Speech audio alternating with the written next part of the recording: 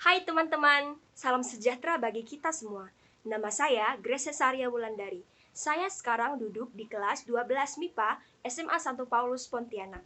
Pada kesempatan kali ini, saya akan menjelaskan tentang pembuatan aplikasi berbasis teknologi yang dapat digunakan sebagai pemapar informasi bagi khalayak ramai tentang perkembangan COVID-19 di Indonesia. Di saat sekarang ini, kasus pandemi corona semakin merebak, dan tentunya kita butuh informasi lebih banyak tentang perkembangan kasus COVID-19. Namun, saya sendiri masih bingung tentang web atau situs apa yang bisa saya percayai sebagai sumber untuk melihat informasi perkembangan kasus COVID-19 di Indonesia. Ada banyak sekali situs yang memuat informasi berbeda.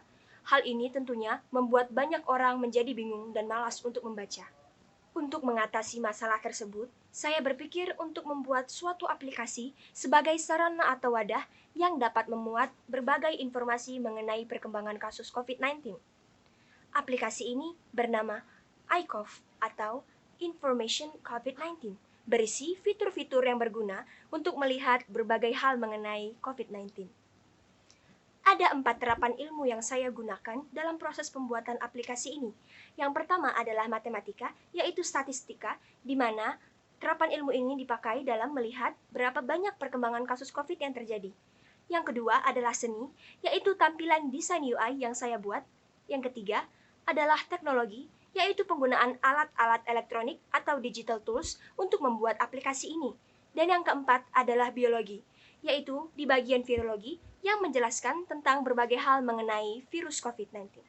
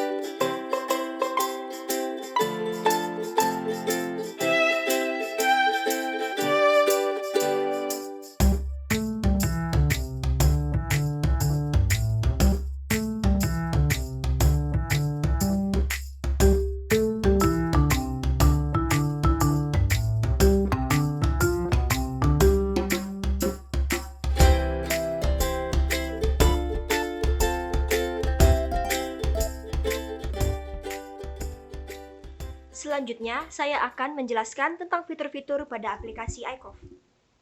Saat pengguna mengklik ikon iCoV, pengguna akan diarahkan kepada halaman pendaftaran. Halaman pendaftaran membutuhkan nama lengkap pengguna dan alamat email pengguna. Setelah selesai mengisi data pendaftaran, pengguna akan diarahkan kepada menu beranda. Di aplikasi iCoV sendiri, terdapat 4 menu utama, yaitu menu beranda, menu kasus, menu info, dan menu bantuan. Di menu beranda, terdapat fitur media berbagi. Fitur ini mirip dengan media sosial. Di sini, pengguna dapat membagikan hal-hal seputar perkembangan kasus COVID di daerahnya. Pada fitur ini juga, pengguna dapat memposting foto dan mengomentari postingan pada pengguna lainnya. Kita akan ke menu kasus. Di menu kasus ini terdapat 2 fitur, yaitu fitur update kasus corona dan peta persebaran COVID-19. Di fitur update kasus corona terdapat jumlah pasien penderita positif COVID-19. Di sini terdapat total kasus pasien penderita positif COVID-19, total pasien yang sembuh, dan total pasien yang meninggal. Di sini terdapat 2 jumlah, yaitu jumlah pasien di provinsi pengguna dan jumlah pasien nasional, yaitu di Indonesia. Selanjutnya, kita akan ke fitur peta persebaran COVID-19.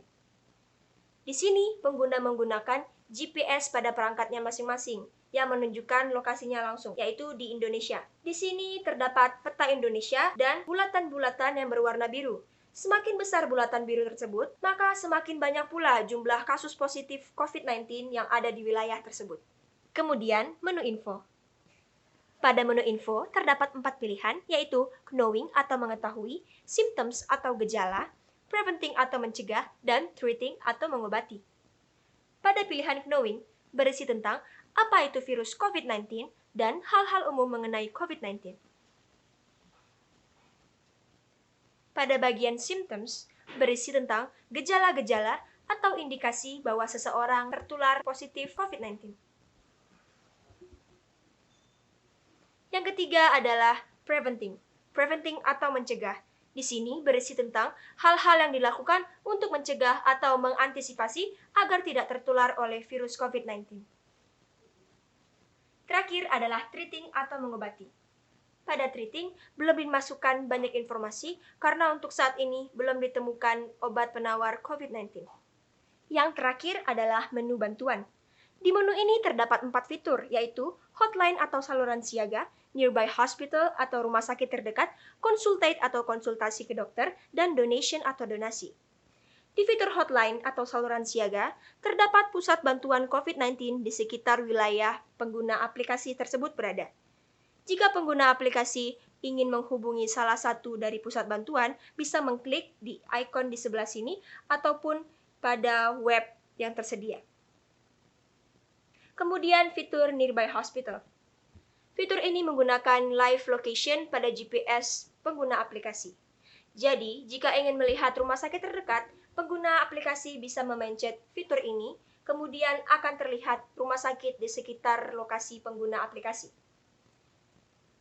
Kemudian ada fitur Consultate atau konsultasi ke dokter. Di sini pengguna dapat berkonsultasi kepada dokter tentang cara mencegah ataupun indikasi-indikasi terkena virus COVID-19 oleh dokter, yaitu dokter umum, dokter THT, ataupun dokter spesialis paru-paru.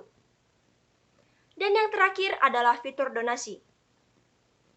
Fitur ini terhubung pada laman kitabisa.com.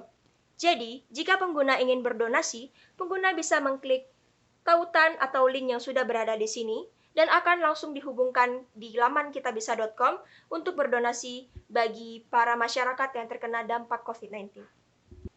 Dari hal-hal yang sudah saya paparkan tadi, aplikasi ini dibuat dengan harapan untuk mempermudah masyarakat di era new normal ini. Jadi, para pengguna akan merasa terbantu dalam mengetahui informasi-informasi COVID-19 di Indonesia. Dan saya berharap untuk dapat terus mengembangkan aplikasi ini lebih baik lagi, sehingga dapat berguna bagi bangsa Indonesia di era new normal ini sampai masa pandemi berakhir. Tetap semangat menghadapi COVID-19, kita bisa!